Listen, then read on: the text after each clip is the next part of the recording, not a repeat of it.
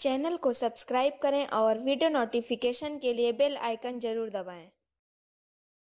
Hello friends, जैसा कि आप लोगों को पता है कि हमारे यूट्यूब चैनल के द्वारा आप सभी लोगों को हाई कोर्ट के ग्रुप सी और डी के जो प्रैक्टिस सेट है उसके सॉल्यूशन दिए जा रहे हैं। ठीक है, उसके सोल्यूशन दिए जा रहे हैं। और आज मैं यहाँ आपको 12/11/2017 को हाई कोर्ट के ग्रुप सी के हुए एग्जाम का जो जीएस का पार्ट है उसका सोल्यूशन देने जा रहा हूँ, यानी उसका डिस्क्रिप्शन देने जा रहा हूँ। और यहाँ पे हम लोग ऐसे कंटिन्यू इसको जो हम सर ने जैसे बोला कि हम लोग 15 सेटों का एक प्रैक्टिस सेट करेंगे, तो उसको मैं आज से यहाँ पे स्टार्ट करता हूँ।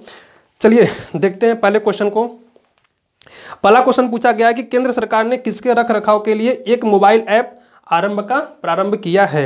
आपके जो ऑप्शन दिए गए वह है रेलवेज, सड़क रोड, पानी की गुणवत्ता और भोजन की गुणवत्ता। देखिए आप लोग क्वेश्चन को बहुत ध्यान से सुनिएगा, क्योंकि मैं क्वेश्चन यहाँ पे लिख नहीं रहा हूँ, तो लंबे लंबे क्वेश्चन है। मैं यहाँ से आपको ऑप्शन बताऊंगा, ऑप्शन आप लोग को अपने से समझना है और उसको आंसर करना है। ठीक है, और फिर मैं यहाँ पे राइट आंसर को लिख दूंगा। तो आपके जो क्वेश्चन पूछा गया वो पहला क्वेश्चन है कि केंद्र सरकार ने किसके रख रखाव के लिए एक मोबाइल ऐप प्रारंभ किया है। ऑप्शन दिए गए रेलवेज, सड़क रोड, पानी की गुणवत्ता और भोजन की गुणवत्ता। तो देखिए जो इसका राइट आंसर हो जाएगा वह हो जाएगा सड़क रोड। ठीक है, सड़क। और यह 25 जुलाई को इस ऐप की घोषणा की गई थी। ऐप क्या है? एक ऐप का नाम है प्रारंभ ऐप। ठीक है, दूसरा क्वेश्चन देखते हैं। दूसरा क्वेश्चन पूछा गया है कि यूनेस्को ने डाट को भारत के पहले धरोहर शहर के रूप में घोषित किया है। तो आप सबको पता होगा कि यूनेस्को ने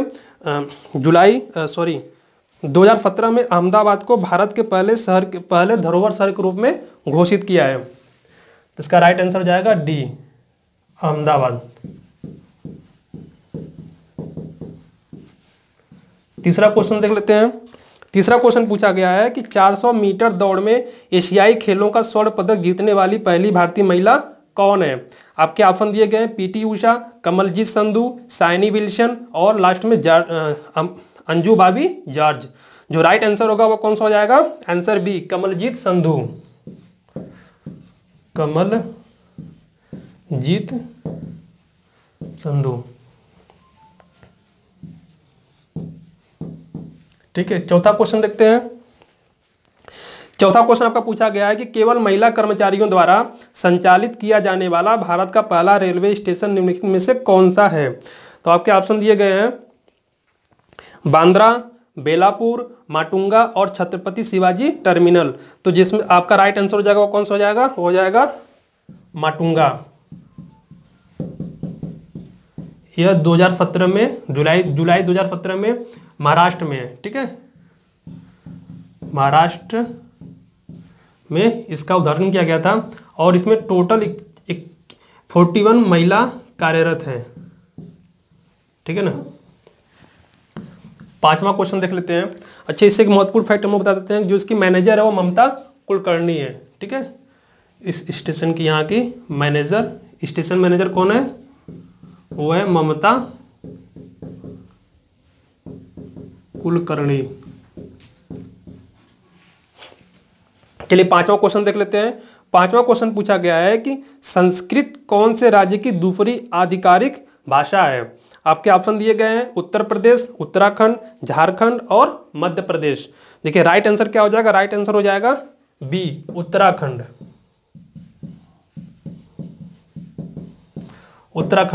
उत्तराखंड की जो सेकेंडरी आधिकारिक ऑफिशियली लैंग्वेज कौन सी हो जाएगी? वो हो जाएगी संस्कृत। और पहली कौन सी हो जाएगी? पहली हो जाएगी आपकी हिंदी। चलिए यहाँ पे की जो यूपी का द्वितीय आधिकारिक भाषा कौन सी है? वह है उर्दू। ठीक है, छठा क्वेश्चन देख लेते हैं। छठे क्वेश्चन पूछा गया है कि निम्नलिखित में से कौन सा देश डूरंड रेखा द्वारा विभाजित है। आपके ऑप्शन दिए गए भारत और पाकिस्तान, भारत और अफगानिस्तान, चीन और पाकिस्तान, अफगानिस्तान और पाकिस्तान। तो जो का राइट आंसर होगा कौन सा हो जाएगा? पाकिस्तान और अफगानिस्तान, यानी कि option number D, Pakistan and Afghanistan. देखिए 1893 क्या हुआ था? 1893 ब्रिटिश भारत और अफगानिस्तान के बीच में एक लाइन खींची गई थी डूरंड के द्वारा, जिसको कि डूरंड लाइन के नाम से जाना गया। ठीक है, अब हम लोग यहाँ क्या देखते हैं, क्वेश्चन नंबर 7। क्वेश्चन नंबर 7 में क्वेश्चन पूछा गया कि ग्लिम्स ऑफ वर्ल्ड हिस्ट्री नामक पुस्तक के लेखक है। ग्लिम्स ऑफ वर्ल्ड हिस्ट्री नामक पुस्तक के लेखक कौन है? आपके आंसर दिए गए, राइट जो ऑप्शन दिए गए वो कौन कौन से हैं, वह दिए गए हैं जयप्रकाश नारायण, बंकिम चंद्र चटर्जी, जवाहरलाल नेहरू और रविंद्रनाथ टैगोर। तो देखिए पंडित जवाहरलाल नेहरू के द्वारा अपनी पुत्री इंदिरा गांधी को लिखे गए पत्रों का संकलन, जब उन्होंने अपनी पुत्री को विश्व के इतिहास के बारे में जो जानकारी दी थी लेटर्स के माध्यम से, उसी का जो ग्लिम्स है उसको बोला गया glimpse of world history, written by Pandit Jawaharlal Nehru in 1942। ये कब पब्लिश हुआ है? यह हुआ है 1942 में। तो इसका राइट आंसर हो जाएगा 57। 7वां क्वेश्चन का हो जाएगा आपका सी, पंडित जवाहरलाल नेहरू। 8वां क्वेश्चन देख लेते हैं। 8वां क्वेश्चन पूछा गया है कि वर्तमान में विज्ञान एवं प्रौद्योगिकी मंत्रालय भारत के मंत्री कौन है? तो इसका राइट आंसर क्या हो जाएगा? इसका राइट आंसर हो जाएगा डॉक्टर हर्षवर्धन। और जो अदर ऑप्शन दिए गए वह है प्रकाश जावड़ेकर, पीयूष गोयल, इनमें से कोई नहीं। तो इसका राइट आंसर क्या हो जाएगा? डॉक्टर हर्षवर्धन। डॉक्टर हर्षवर्धन।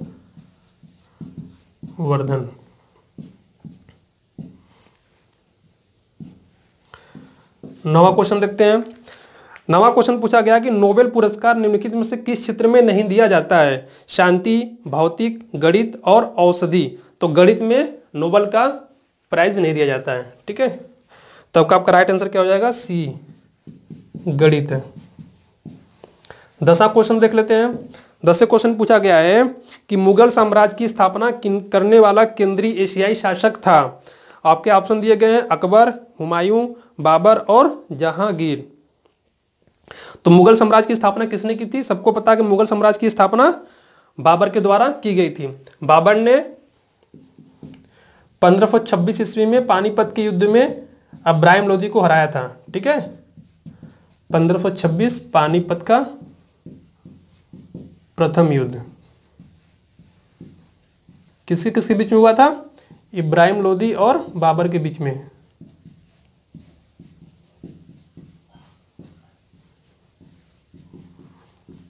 और इसी युद्ध के बाद क्या होता है कि बाबर का भारत में मुगल साम्राज्य की स्थापना इसने, मतलब बाबर ने भारत में मुगल साम्राज्य की स्थापना कर दी, ठीक है। 11वां क्वेश्चन देखते हैं।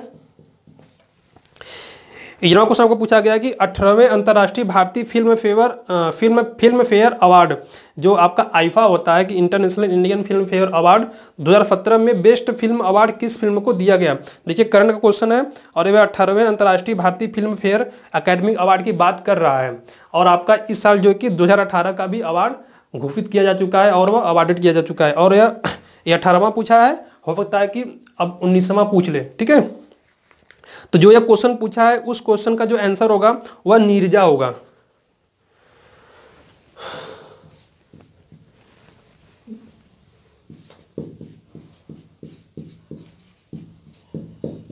और जो 19वां जो फिल्म फेयर अवार्ड हुआ है, आईफा हुआ है, तो उसमें जो बेस्ट फिल्म का अवार्ड मिला है वो किसको मिला है? वो मिला है तुम्हारी सुलू को,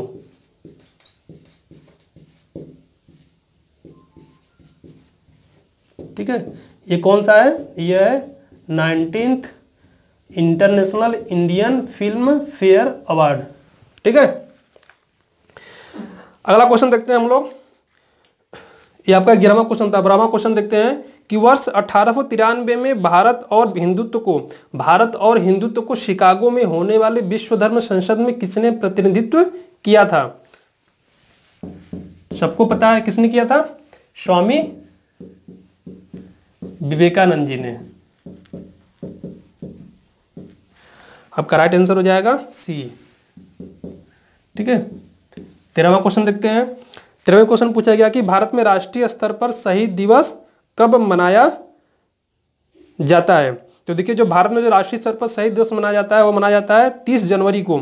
और ऑप्शन दिए गए हैं 23 मार्च, 21 अक्टूबर, 30 जनवरी और 19 नवंबर। तो राइट आंसर क्या हो जाएगा? सी, 30 जनवरी। 14 क्वेश्चन देखते हैं। 14 क्वेश्चन पूछा गया है कि वायुमंडलीय दाब को मापने के लिए निम्नलिखित में से किस यंत्र का प्रयोग किया जाता है? Anemometer, bolometer, barometer and viscometer. तो यहाँ पर हम लोग क्या देख रहे हैं, जो राइट आंसर हो जाएगा वो क्या हो जाएगा, वो हो जाएगा आपका बैरोमीटर।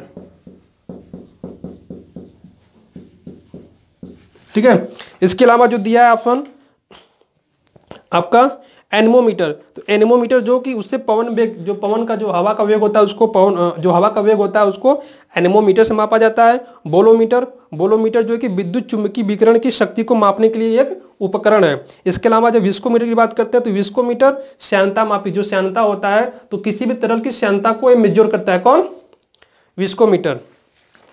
देखते हैं अगला क्वेश्चन, 15वां क्वेश्चन देखते हैं। 15वां क्वेश्चन पूछा गया है कि एम बाला मुरली कृष्ण किस डॉटेड क्षेत्र के एक प्रतिपादक थे। तो आपके ऑप्शन दिए गए हैं चित्रकला, अभिनय, कर्नाटक संगीत और साहित्य।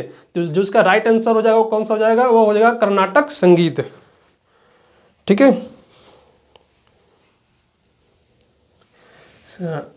राइट आंसर सी हो जाएगा आपका, कर्नाटक संगीत। 16वां क्वेश्चन देखते हैं। 16वां क्वेश्चन पूछा गया है कि कृष्णराज सागर बांध निम्नलिखित में से कौन से राज्य में है, मध्य प्रदेश, कर्नाटक, महाराष्ट्र और तमिलनाडु। तो इसका राइट आंसर आपका हो जाएगा बी, कर्नाटक। ठीक है, 17 क्वेश्चन देख लेते हैं। 17 क्वेश्चन पूछा गया है कि के चंद्रशेखर राव डॉटेड के पहले मुख्यमंत्री है, यानी किस राज्य के पहले मुख्यमंत्री बने थे, के चंद्रशेखर राव। तो सबको पता है कि जो नया राज्य बनेगा वहीं के पहले मुख्यमंत्री बनेंगे। तो नया राज्य कौन सा बना था 2014 में, तमिलनाडु, सॉरी तेलंगाना। ठीक है, राइट आंसर कौन सा हो जाएगा, सी। 18वां क्वेश्चन देख लेते हैं। 18वें क्वेश्चन पूछा गया है कि कोली नृत्य किस राज्य का लोकप्रिय नृत्य है। कोली नृत्य किस राज्य का लोकप्रिय लोक नृत्य है। तो कोली जो नृत्य होता है वो कोली जनजाति, कोली जो जाति होती है उसके द्वारा किया जाता है। और यह मछुआरों की एक जाति है। यह एक्चुअली महाराष्ट्र के कोंकण क्षेत्र में पाए जाते हैं। ठीक है, तो आपका राइट आंसर क्या हो जाएगा, आपका राइट आंसर हो जाएगा महाराष्ट्र, बी।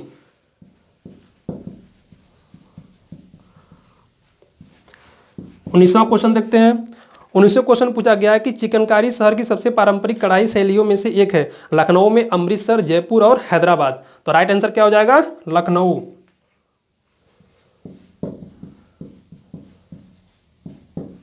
20वां क्वेश्चन देखते हैं। 20वें क्वेश्चन में पूछा गया है कि मंगेश तेंदुलकर जिनका जुलाई 2017 में निधन हो गया वह एक प्रसिद्ध थे, वह क्या थे, किस लिए प्रसिद्ध थे। तो वे क्या थे, वे एक कार्टूनिस्ट थे, कार्टूनकार। ठीक है, तो राइट आंसर ए हो जाएगा, कार्टून कार। चलिए अगला क्वेश्चन देखते हैं कि महात्मा गांधी ने भारत छोड़ो आंदोलन किस वर्ष में शुरू किया था। आपका ऑप्शन दिया गया 1930, 1933, 1940 और 1942। तो आपका राइट आंसर क्या हो जाएगा, सबको पता है कि महात्मा गांधी ने 1942 में क्योंकि इंडिया मूवमेंट यानी भारत छोड़ो आंदोलन को स्टार्ट किया था। डेट भी कभी पूछ लेता है, तो डेट क्या है, 9 अगस्त 1942। ठीक है, इसी आंदोलन में गांधी जी ने डू और डाई का नारा दिया था, करो या मरो का। 22वां क्वेश्चन देख लेते हैं। 22वां क्वेश्चन पूछा गया है कि निम्नलिखित में से कौन सा देश अपनी मुद्रा के रूप में यूरो का उपयोग नहीं करता है। आपके ऑप्शन दिए गए हैं Greece, Finland, Estonia and Sweden. तो आपका जो राइट आंसर हो जाएगा वो आपका हो जाएगा स्वीडन। ठीक है, स्वीडन आपका दिया गया है इसमें डी, यह यूरो मुद्रा का प्रयोग नहीं करता है। ठीक है, स्वीडन, बल्कि यह यूरो की जगह पर किस मुद्रा का प्रयोग करता है, यूरो की जगह पर यह जो कि क्रोन मुद्रा का प्रयोग करता है। किसका, क्रोन मुद्रा का। 23वां क्वेश्चन देखते हैं। तो आपका 23वां क्वेश्चन पूछा गया है कि पद्म पुरस्कार कौन से क्षेत्र में दिए जाते हैं। पद्म पुरस्कार कौन से क्षेत्र में दिए जाते हैं। आपके ऑप्शन दिए गए हैं कला, साहित्य, खेलकूद और इन सब। तो आपको पता है कि पद्म पुरस्कार कला, साहित्य, खेलकूद इन सभी क्षेत्रों में दिए जाते हैं। तो आपका राइट आंसर क्या हो जाएगा 23 का डी। 24 क्वेश्चन देखते हैं। 24 क्वेश्चन में पूछा गया है कि 2017 विंबलडन खिताब में पुरुषों की एकल श्रेणी के लिए डॉट दिया हुआ है ने खिताब जीता और उच्चतम रिकॉर्ड 8वीं बार बनाया। आपके ऑप्शन दिए गए हैं Roger Federer, Andy Murray, Rafael Nadal और मारिन सिलिक। तो आपका राइट आंसर क्या हो जाएगा? Roger Federer. ठीक है, करंट का है, हो सकता है इस बार सिंगल महिला क्वेश्चन पूछ ले। लास्ट क्वेश्चन 25वां क्वेश्चन पूछा गया है कि निम्नलिखित पुस्तकों में से कौन सी पुस्तक आर.के. नारायण द्वारा लिखी गई है। और आपके ऑप्शन दिए गए हैं the guide, a suitable boy, the kite runner and the namesake. तो आपका राइट आंसर क्या हो जाएगा? ए, द गाइड। ठीक है, तो ये आपका हो गया ग्रुप सी का 2017 में होने वाले पहले पेपर का जीएस का सॉल्यूशन। इसके बाद हम लोग कंटिन्यू और सारे जितने भी सेट्स मतलब सर ने बोला है सभी 15 सेट का हम लोग सॉल्यूशन यहाँ पे देखेंगे। और आप लोग आराम से इसको पढ़िए, इसको बार बार देखिए जब भी टाइम मिलता है। इसके अलावा आप लोग जो हम लोग की वीडियोस पढ़ते हैं, चाहे हिस्ट्री का हो, जियोग्राफी का हो, रीजनिंग का हो, मैथ का हो, उसको भी आप लोग अच्छे से ध्यानपूर्वक पढ़िए। ठीक है, धन्यवाद।